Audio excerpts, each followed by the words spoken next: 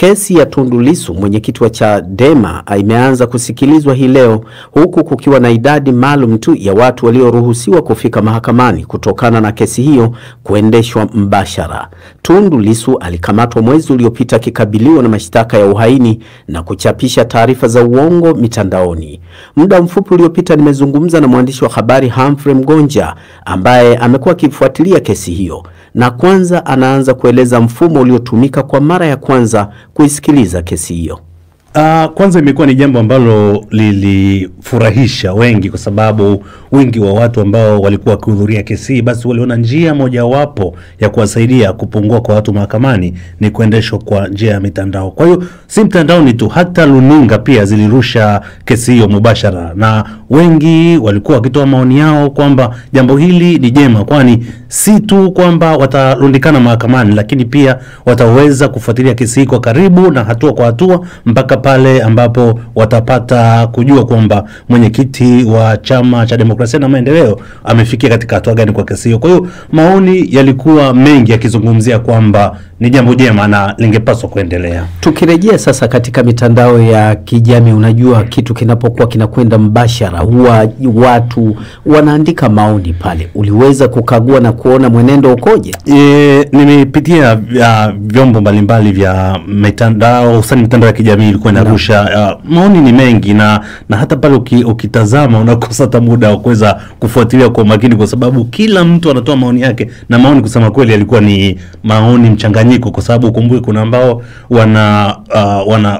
wamekaa katika upande mwingine kusema kama wana support upande huu na wengine wana support upande huu. Kwa hiyo katika ni tofauti. Kwa kimsingi ni kwamba kulikuwa kuna malumbano mengine ndani ya watu walivyokuwa wakitoa maoni yao katika mitandao ilikuwa inarusha kesi hiyo. Turejee katika kesi yenyewe sasa. Nini kimejiri, Mgonja, katika kesi hiyo kwa siku ya leo ikisikilizwa kwa mara ya kwanza?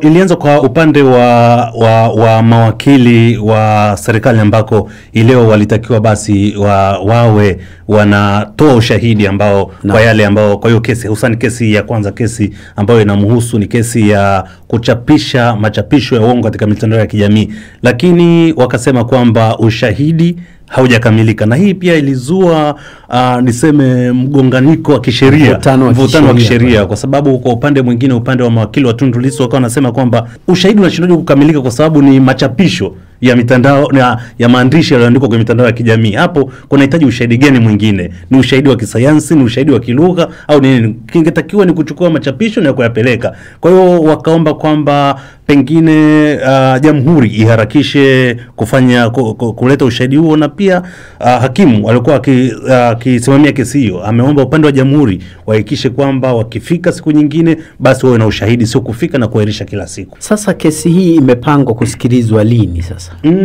Imepangwa kusikiliza tarehe 16 wa mwezi huu, ambapo itasikilizwa kwa ushahidi ambao unapaswa uletwe na jamhuri. Kwa hiyo tuamini kwamba ikifika tarehe 16, kwa sababu maneno aliyosema hakimu ni kwamba jamhuri wasije wakafika tena bila kuja na ushahidi, kwamba hiyo tarehe 16 ikifika kwa hiyo kwa ushahidi na ndipo kesi hiyo iendelee. Kwa hiyo tutegemea tarehe 16 kwa mwezi huu basi kesi hiyo itaendelea kurindima.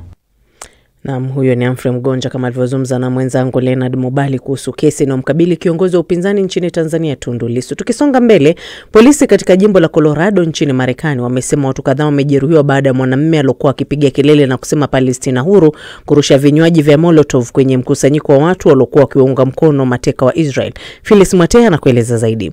Polisi wanasema mshukiwa ambaye ni raia wa Misri anayeitwa Mohamed Sulima alipiga kelele na kusema Palestine iwe huru wakati wa shambulio hilo. Amekamatwa na yuko chini ya ulinzi mkali. Ni shambulio la pili la hivi majuzi la hali ya juu huko Marekani linalohusishwa na mzozo unaoendelea huko Gaza. Balozi wa Israel katika Umoja wa Mataifa amelaani shambulizi la hivi punde. Watu 6 wanaripotiwa kujeruhiwa baada ya mkasa huo ambao ulitokea pale waandamanaji katika jimbo la Colorado nchini Marekani walikuwa wanataka kuachiliwa kwa mateka wa Israel wanaoshikiliwa huko Gaza. Shirika la FBI limeitaja shambulio hilo kuwa shambulio la kigaidi na kumtambua mshukiwa wa uhalifu ambaye wanasema ana umri wa miaka 45, lakini hawakutoa maelezo zaidi kumhusu. Naye naibu mkuu wa wafanyikazi wa ikulu ya White House Stephen Miller alichapisha kwenye mtandao wa X kwamba mtu huyo alikuwa raia wa kigeni ambaye amekaa Marekani muda mrefu zaidi ya visa yake inayomruhusu. Nalo kundi la wanaharakati wa Kiyahudi Anti-Defamation League limesema kwamba shambulio hilo lilitokea katika hafla ya Jumapili ya Boulder Run for Their Lives, na wakasema kwamba ni mkusanyiko wa kila wiki wa jamii ya Wayahudi ambao wao hufanya kama njia ya kuunga mkono mateka waliokamatwa wakati wa shambulio la Hamas dhidi ya Israel mwezi wa Oktoba tarehe 7 mwaka 2023, tukio ambalo limesababisha vita huko Gaza. Mkuu wa polisi wa Boulder, Steven Redfern, amesema kwamba mshukiwa wa uhalifu huo alikuwa amejeruhiwa kabla ya kuwekwa kizuizini. Bwana Redfern alisifu ushujaa wa maafisa waliofika katika eneo la tukio haraka. Walielekea eneo la tukio haraka sana, ambapo walipata kwamba mwanamume mmoja alikuwa anatumia vifaa tofauti kuumiza watu. Maafisa wetu, kama jinsi walivyofunzwa, walimkamata mshukiwa huyo na kisha wakaanza kutoa huduma ya kwanza kwa waliojeruhiwa. Mtu huyu pia alishuhudia yaliyotokea. Ulikuwa mlio wa kushangaza sana, kwani ulisikika kama kitu kimeanguka na kutoa sauti kama chupa kuanguka chini, kisha nikasikia boom. Kisha watu wakaanza kukimbia kila mahali wakipiga mayowe, wakianguka, wakilia. Kisha nikamuona mshambuliaji huyo alikuwa na kitu mkononi, akarusha kitu kwa umati, na nikaona mwanadada mmoja akiwaka moto kuanzia kichwa hadi mguuni.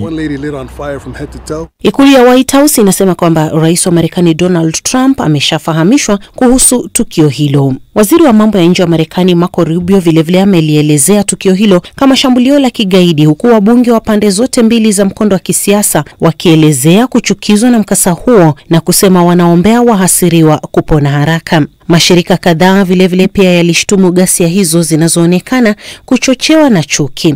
Vurugu za Boulder zinakuja karibu wiki mbili baada ya kupigwa risasi kwa wafanyikazi wawili wa ubalozi wa Israel nje ya jumba la makumbusho la Kiyahudi huko Washington, ambapo mshukiwa mwenye umri wa miaka 31 pia anasemekana kwamba alipiga kelele na kusema Palestine iwe huru kabla ya kutekeleza shambulio hilo. Phyllis Mote, BBC. Shukran. Baadhi ya wakimbizi wa Jamhuri ya Demokrasia ya Kongo wanaoishi kambini nchini Rwanda wanasema wamesikitishwa na uamuzi wa serikali ya Marekani kusitisha mpango wa kuwapatia makazi mapya nchini Marekani. Waliozungumza na BBC wamelalamika kuwa wametenganishwa na familia zao, huku wengine wakisema walikuwa wameuza mali zao tayari kwa kuhamia nchini Marekani. Shirika la Umoja wa Mataifa la kuhudumia wakimbizi la UNHCR limesema kuwa litafanya mazungumzo na utawala mpya wa Marekani kutafuta suluhu ya tatizo hili. Mwandishi wa BBC Yves Buchan amezungumza na baadhi ya wakimbizi hao na kutuandalia taarifa ifuatayo.